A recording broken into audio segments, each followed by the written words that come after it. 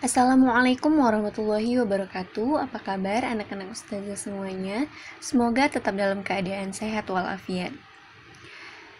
Bertemu lagi dengan materi IPS kelas 9 bersama saya Ustazah Restu. Nah, pada hari ini kita telah memasuki episode 12 dengan bahasan faktor pendorong dan penghambat perubahan sosial budaya. Perubahan sosial budaya yang terjadi pada masyarakat merupakan suatu perwujudan bahwa manusia itu selalu mengalami perkembangan. Proses tersebut terjadi dengan beberapa faktor penyebab.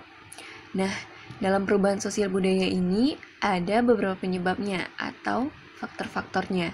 Yang pertama itu ada faktor pendorong,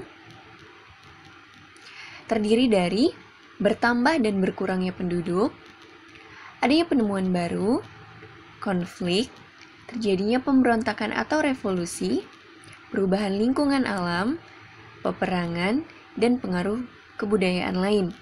Sedangkan faktor penghambatnya terdiri dari kehidupan masyarakat yang terasing, perkembangan ilmu pengetahuan yang terlambat, sikap masyarakat yang masih sangat tradisional, adanya sikap tertutup dan prasangka terhadap hal baru atau asing, dan yang terakhir, adat atau kebiasaan yang telah mengakar. Yang pertama, kita akan membahas tentang faktor pendorong. Pada dasarnya, perubahan sosial budaya dalam masyarakat terjadi karena adanya sesuatu yang dianggap sudah tidak memuaskan, kebosanan masyarakat terhadap sesuatu yang ada, dan juga karena menyesuaikan diri dengan faktor yang baru. Nah, untuk itu, berikut adalah faktor pendorong yang pertama. Bertambah dan berkurangnya penduduk. Bertambah atau berkurangnya penduduk dalam suatu kelompok masyarakat berpengaruh langsung maupun tidak langsung terhadap pola kehidupan masyarakat. Bertambahnya penduduk secara langsung berpengaruh kepada aspek ekonomi, misalnya kepemilikan lahan dan persaingan pekerjaan. Semakin tinggi laju pertambahan penduduk suatu daerah, semakin tinggi tuntutan pemenuhan sandang, pangan, dan papan. Selain konflik nilai, faktor demografi juga mempengaruhi gaya hidup masyarakat. Masyarakat desa yang melakukan urbanisasi ke kota lambat laun akan menyerap berbagai bentuk perubahan. Misalnya, dahulu masyarakat desa hanya mengenal ubi jalar dan singkong sebagai makanan tambahan selain nasi. Namun sekarang mereka lebih senang makanan siap saji atau fast food. Yang kedua ada penemuan baru. Penemuan baru dalam masyarakat menjadi salah satu penyebab terjadinya perubahan sosial. Nah, penemuan-penemuan baru itu dapat dibedakan atas 3 jenis. Yang pertama, penciptaan atau invention, menghasilkan benda, ide, dan pola-pola sosial baru. Yang kedua, penemuan atau discovery, yaitu terjadi ketika manusia mempelajari hal baru dengan metode yang baru. Dan yang ketiga ada diffusion, penyebaran budaya suatu masyarakat ke masyarakat lain.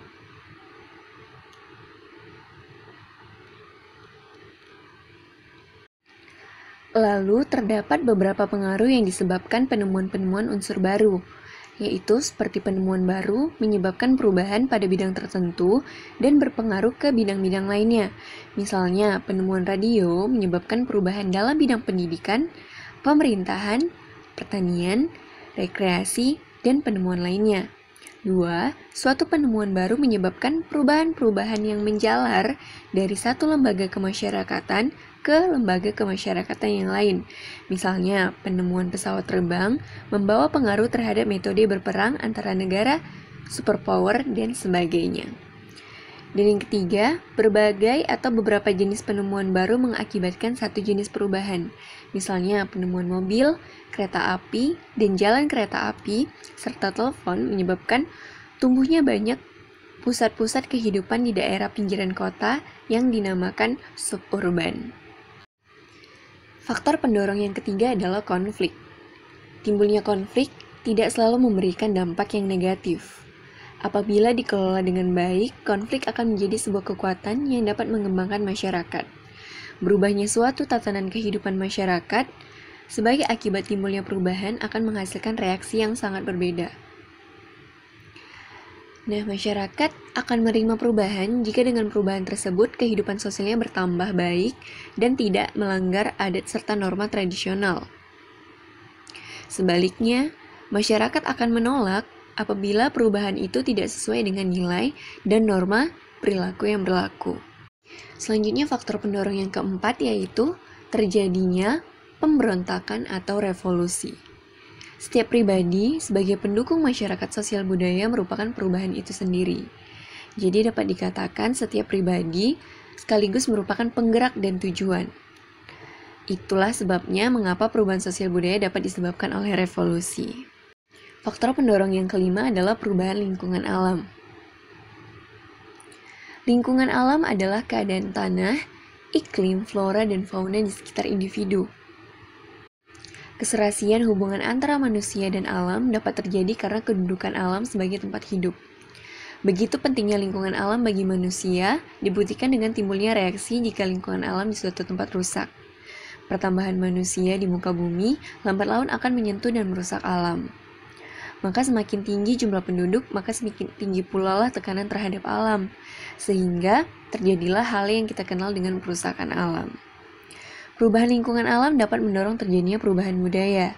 Misalnya, perubahan pola hidup berburu dan mengumpulkan makanan berubah menjadi pola hidup bertani dan menetap karena sumber alam berkurang atau terjadi bencana alam.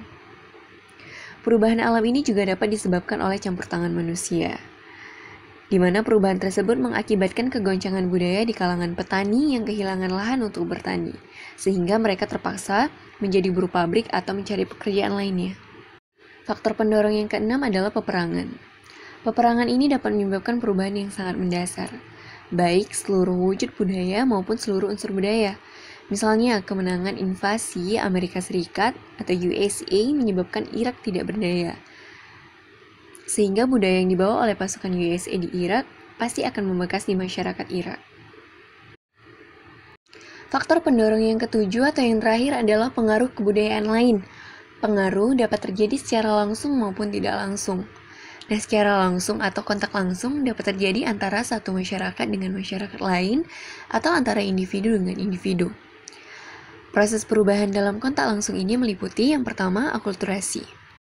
Di mana akulturasi adalah proses bertemunya dua budaya atau lebih, di mana unsur-unsur budaya yang lama atau yang asli masih terlihat dan tidak hilang. Yang kedua ada asimilasi, yaitu proses bertemunya dua budaya atau lebih yang bercampur menjadi satu dalam bentuk budaya baru, sementara budaya yang asli tidak nampak lagi. Yang ketiga adalah difusi. Difusi adalah proses penyebaran suatu unsur budaya dari seseorang kepada orang lain atau dari suatu kelompok masyarakat ke kelompok masyarakat lainnya. Yang keempat ada penetrasi, yaitu proses penyerapan unsur budaya kepada suatu masyarakat baik secara damai ataupun paksaan. Kelima, invasi, yaitu masuknya unsur-unsur kebudayaan asing ke dalam kebudayaan setempat melalui peperangan bangsa asing terhadap bangsa yang lain. Contohnya, masuknya Belanda ke Indonesia pada masa penjajahan membawa serta unsur-unsur budaya yang sebagian diterapkan pada masyarakat daerah. Dan yang terakhir ada milenarisme, yaitu salah satu bentuk kebangkitan yang berusaha mengangkat golongan masyarakat bawah yang tertindas dan telah lama menderita ke dalam kedudukan sosial yang rendah. Misalnya masyarakat pedalaman yang memiliki sumber daya alam yang melimpah namun selama ini tidak bisa mengelola sumber daya alam itu karena telah dieksploitasi oleh orang asing dan sekarang mereka berusaha untuk mengelola kekayaan alam mereka sendiri. Pembahasan selanjutnya yaitu faktor penghambat perubahan sosial budaya. Yang pertama, kehidupan masyarakat yang terasing. Ini menyebabkan suatu masyarakat tidak mengetahui perkembangan-perkembangan yang telah terjadi, sehingga pola-pola pemikiran dan kehidupan masyarakat menjadi statis. Yang kedua, perkembangan ilmu pengetahuan yang terlambat. Kondisi ini dapat dikarenakan kehidupan masyarakat yang terasing dan tertutup. Contohnya itu ada pada masyarakat pedalaman, tapi bisa jadi juga karena masyarakat itu telah lama berada di bawah pengaruh masyarakat lain atau penjajah. Yang ketiga, sikap masyarakat yang masih sangat tradisional, sehingga menyebabkan suatu masyarakat tidak mengetahui perkembangan-perkembangan yang telah terjadi.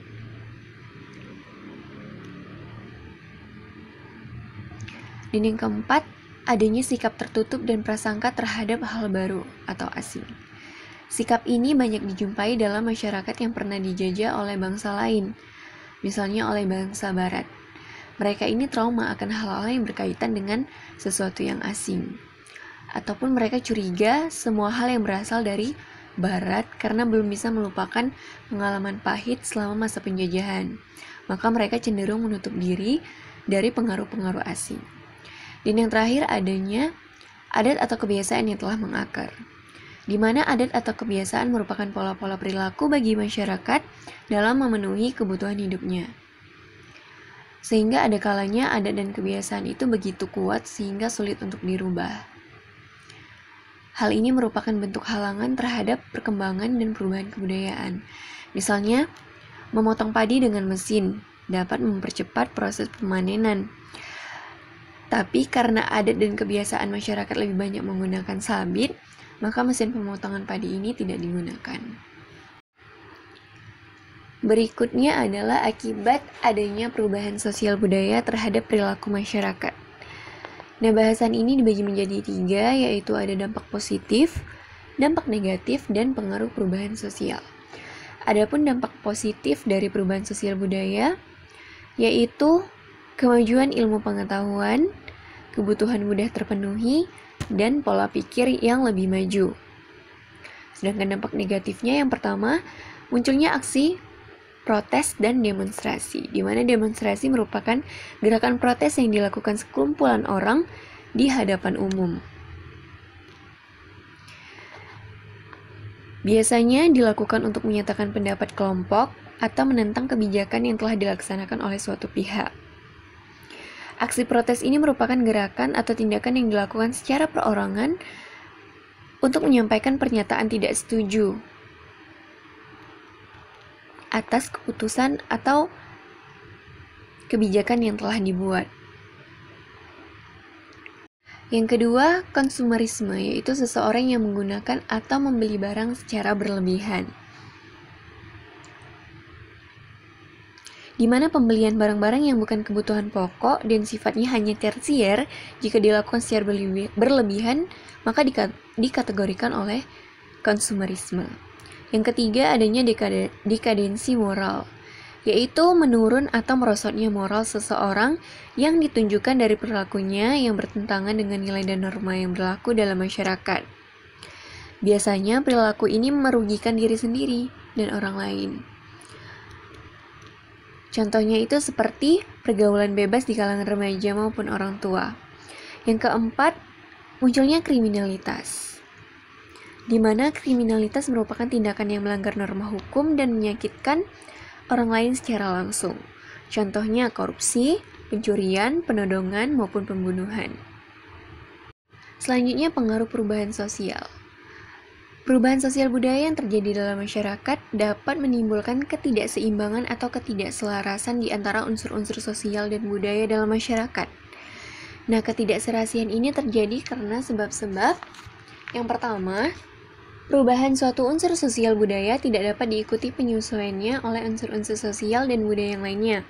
Yang kedua, laju perubahan di antara unsur-unsur sosial budaya tidak selalu seimbang antara satu dengan yang lainnya.